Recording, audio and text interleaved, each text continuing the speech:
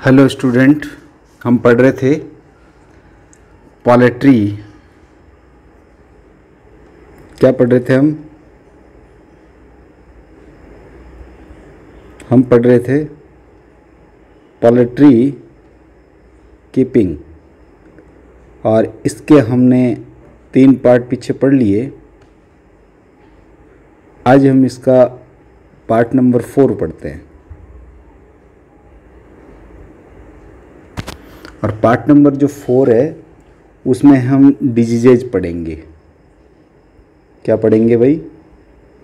Diseases of poultry industry. आज हम रोग पढ़ेंगे जिनको कि कुकुट बीमारियां कहते हैं। तो इस वीडियो में हम डिटेल से चर्चा करने वाले हैं किसकी? मुर्गियों में होने वाले रोगों की। तो सबसे पहले डिजीज़ को मैं देखता हूँ। पहली डिजीज़ है रानी खेत। सबसे जो कॉमन डिजीज़ है किसकी? सबसे जो कॉमन डिजीज़ है, सबसे जो कॉमन डिजीज़ है मुर्गियों में होने वाली, उसका नाम है रानी खेत। और अगर इसके उपचार की बात करें तो कोई उपचार नहीं है, और बीमारी का नाम आपको पता चल गया। तो इसके कैरेक्टर्स क्या क्या हैं? तो कैरेक्टर देखिए आप, इसमें क्या है कि एक तो हरे रंग के, सफ़ेद रंग के, पीले रंग के दस्त हो जाते हैं मुर्गी को। एक जो सांस है उसमें तकलीफ़ होती है, सांस में तकलीफ़ होती है मुर्गी को। तो हम ये कह सकते हैं कि सांस लेने में तकलीफ़ होती है तो वो गर्दन को यूं ऊपर उठा करके फिर सांस लेगी। जो फॉल होगी वो गर्दन को ऊपर उठा करके फिर क्या है, सांस लेगी। तो अगर ये कंडीशन आती है तो इसका मतलब रानीखेत रोग हो सकता है। सर्दी और खांसी जो है ये भी इस रोग के अन्य लक्षण हैं। और इसके अगर बचाव की बात करें तो कैसे इससे बचा जा सकता है? तो बचने के लिए क्या करते हैं, मैं स्टार लगा करके इसके बचाव के तरीके बताता हूँ। इसके लिए रानीखेत से बचाव के लिए एक टीका लगाया जाता है, और टीका किसके बीच में लगाया जाता है? आँख, जो आँख है और नाक है, नाक के पास जो छिद्र है उसके वहाँ से क्या है कि रानीखेत से बचने का एक टीका लगाया जाता है और दवा के रूप में डाल दिया जाता है। और अगर बात करें चूजे की, तो 6 से 8 सप्ताह का जो चूजा होता है, वेक्स का जो चूजा होता है, 6 से 8 सप्ताह का जो चूजा है, उसे हम एफडीआरडी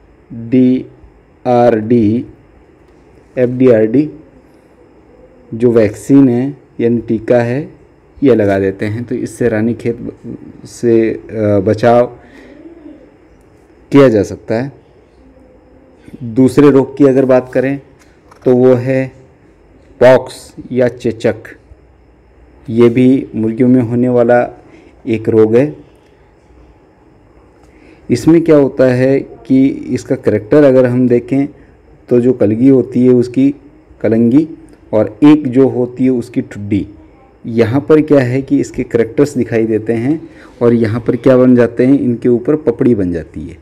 तो अगर पपड़ी बन रही है तो हम कह सकते हैं कि ये चेचक है।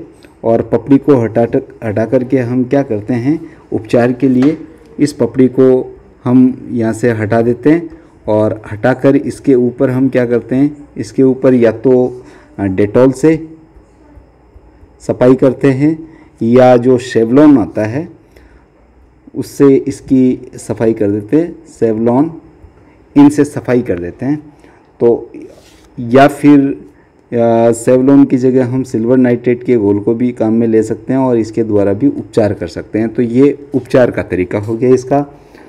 और इसके अलावा एक वैक्सीन होती है जिसे कि पिजियन पॉक्स वैक्सीन कहते हैं, और कड़े ब्रूस के द्वारा घिस करके वो पिजियन लगा देते हैं इसके, तो इस तरह से चेचक से बचाव हो सकता है। और तीसरा अगर हम देखें तो मुर्गियां जो है उनमें ब्लडी डिसेंट्री होती है, खूनी दस्त जिसको बोलते हैं। और ये जो खूनी दस्त है इसमें सफ़ेद तथा खून मिला रक्त बाहर निकलने लगता है, और इससे बचने के लिए खूनी दस्त का मतलब दस्त होंगे लेकिन वो खून जैसे ब्लडी होंगे, और इससे बचाने के लिए हम क्या करेंगे, दो तरह की औषधि हम उपचार के रूप में काम में लेंगे। एक तो होता है बाईफुरान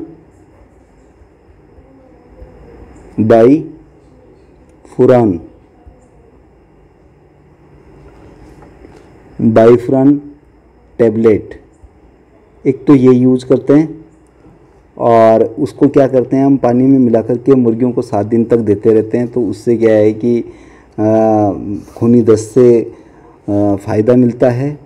एक होती है सल्फा ड्रग्स जिसमें कि हम सल्फा मैज़ाथीन को यूज़ करते हैं, और इसको यूज़ करके हम इस रोग से बचाव के लिए इसको यूज़ कर सकते हैं। प्रति 100 किलो मुर्गी खाद में अगर 45 ग्राम बाईफुरान मिला दिया जाए और खाने के लिए प्रतिदिन दिया जाए तो खूनी दस्तों का उपचार किया जा सकता है। ऐसे ही एक और है कि अगर सल्फेट को पानी में मिला कर के पिलाया जाए, सल्फेट को मिला कर के अगर मुर्गी को खिलाया जाए तो भी क्या है कि इस रोग से बचा जा सकता है। ऐसे ही है कि इम्बाजिन नाम की दवा होती है, अगर उसको 1 गैलन पानी में मिला करके कुछ दिनों तक पीने के लिए मुर्गी को रखा जाए तो भी उससे बचाया जा सकता है इस रोग से। फोर्थ जो डिजीज़ है उसका नाम है कृमि रोग, और कृमि रोग जो है आप जानते हो, कृमि का मतलब कीड़ा होता है, वर्म डिजीज़ है ये। तो इसमें लक्षण क्या होता है कि जो ठुड्डी का रंग है वो फीका पीला पड़ जाता है। इसका जो ठुड्डी है का रंग कैसा हो जाता है, पीला, ठुड्डी का रंग पीला पड़ जाता है। एक तो ये है। दूसरा कैरेक्टर क्या है, इसकी जो नेक है वो गर्दन मुड़ जाती है। तो ये 2 मेन कैरेक्टर हैं, और इसको उपचार के लिए, बचाव के लिए हमें क्या करना चाहिए, 1 गैलन पानी में 30 सीसी वर्मैक्स लिक्विड मिला देते हैं और फिर चूजों को दिया जाता है। तो इसके बचाव के लिए देखिए हम क्या कर सकते हैं। एक तो 30 सीसी वर्मैक्स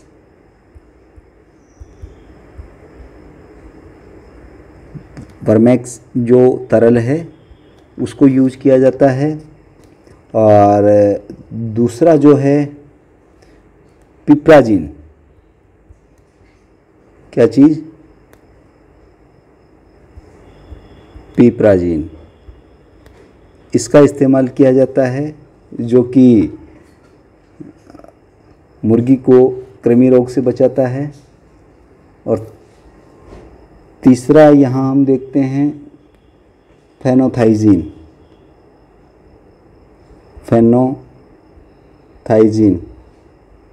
जो फेनोथाइजीन है ये 0.5 ग्राम लेकर के खाने या पीने के पानी के साथ में चूजों को दिया जाता है, तो उसको कृमि रोग से बचाया जा सकता है। इसके अलावा अब हम देखते हैं अगला रोग। अगले रोग में देखें तो आप देखोगे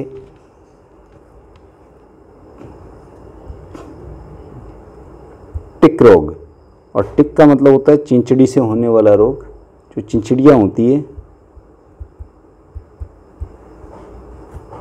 ये चिंचड़ियों के कारण, छोटी छोटी चिंचड़ियाँ, माइट्स लग जाती है, चिंचड़ियों के कारण ये रोग होता है। तो चिचड़ियों के कारण होता है ये ढीले पंखों का होना, हरे बदबूदार दस्त होना, कमज़ोर हो जाना, पंखों और शरीर में जो है कमजोरी आना। बीमार मुर्गी के शरीर पर हम क्या करते हैं, इसके उपचार के लिए गैमेक्सिन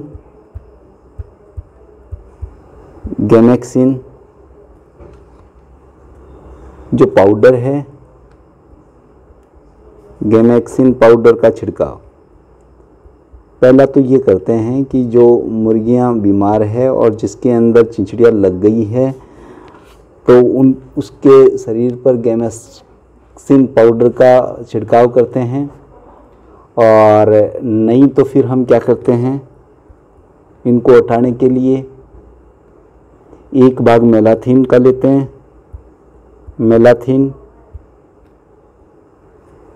का 1 भाग प्लस केरोसिन, जो केरोसिन मिट्टी का तेल आता है उसके 9 भाग मिला करके हम एक विलयन तैयार करते हैं और फिर इसका क्या कर देते हैं, स्प्रे कर देते हैं। स्प्रे का मतलब उस मुर्गियों के शरीर के ऊपर छिड़काव करते हैं। और अगले डिजीज की बात करें तो वह फाउल कोलेरा यानी हैजा। अब चूंकि ये फाउल में होता है इसलिए फाउल कोलेरा जैसे मानव में होता है वैसे ही। और इसका मुख्य लक्षण तो क्या हो गए, दस्त होंगे। और दस्त किस रंग के होंगे, पीले रंग के होंगे। और जो पंख होते हैं उनका रंग भी क्या होता है, बदल जाता है। तो ये 2 मुख्य करैक्टर हो गए, दस्त होंगे पीले और जो पंखों का रंग है वो चेंज हो जाता है। स्वस्थ मुर्गियों को पहले तो बचाव का तो यही तरीका है कि स्वस्थ मुर्गियों को रोगग्रस्त मुर्गियों से अलग रखो। और फिर भी हम क्या करते हैं, इसके उपचार के लिए सल्फामेज़ाथिन जो है, सल्फामेज़ाथिन को पानी के साथ मिला करके इसका यूज़ करते हैं और मुर्गियों को देते हैं। दूसरा जो मेंथोल होता है या थायोल,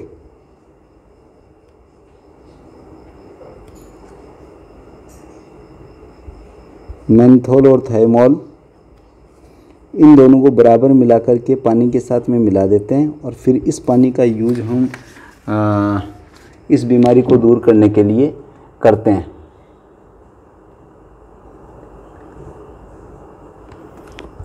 एक और है कि जो लौंग का तेल होता है, ऑलिव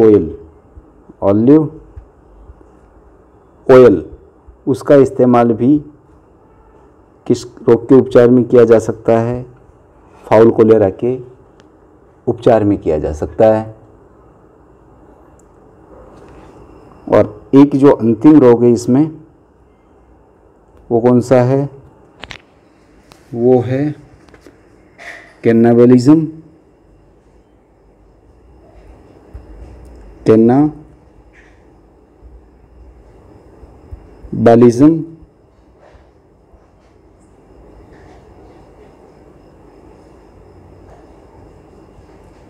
कैनाबालिज्म, ये जो कैनाबालिज्म है इसका मतलब हम पहले पढ़ चुके हैं। और इसका मतलब होता है अपनी जाति के सदस्य को नोचना। मैंने कहा था अगर एक ही पिंजरे के अंदर बहुत सारी मुर्गियों को आपस में बांध दिया जाए तो वो चोंच बढ़ाने लगते हैं और एक दूसरे को नोचना आरंभ कर देती है। तो इस रोग में ये मानिए कि जो एक मुर्गी होती है, जो एक मुर्गी है वो दूसरी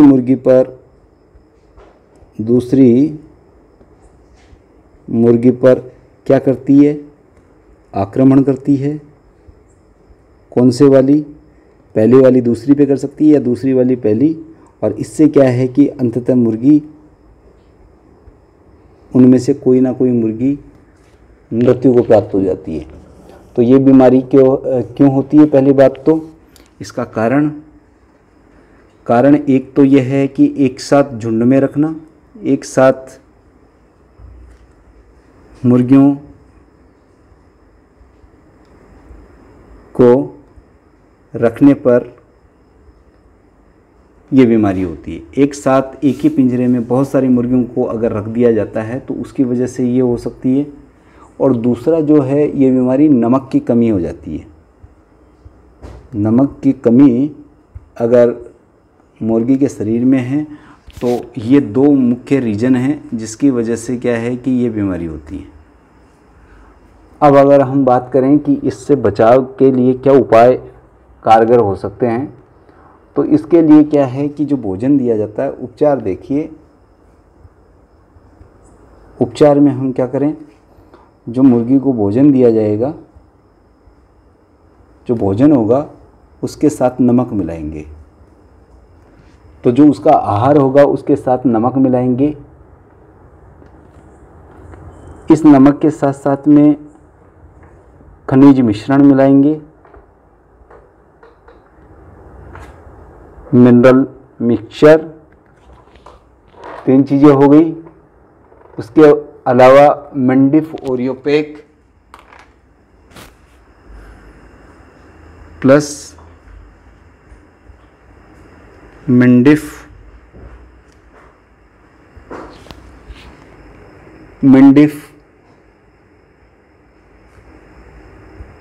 ओरियोपेक,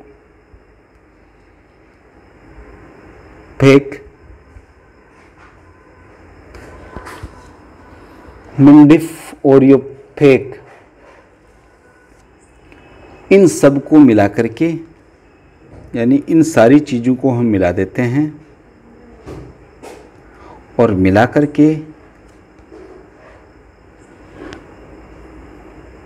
करके जो आहार तैयार होता है वो मुर्गियों को खिलाया जाता है।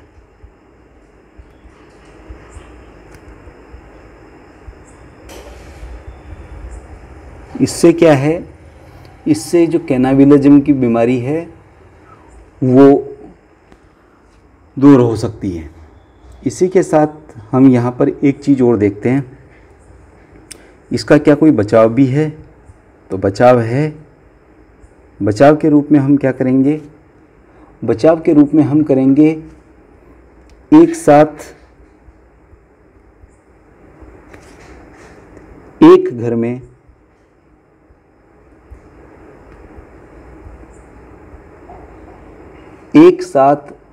में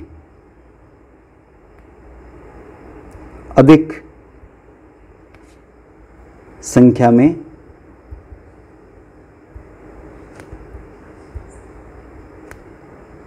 मुर्गियों को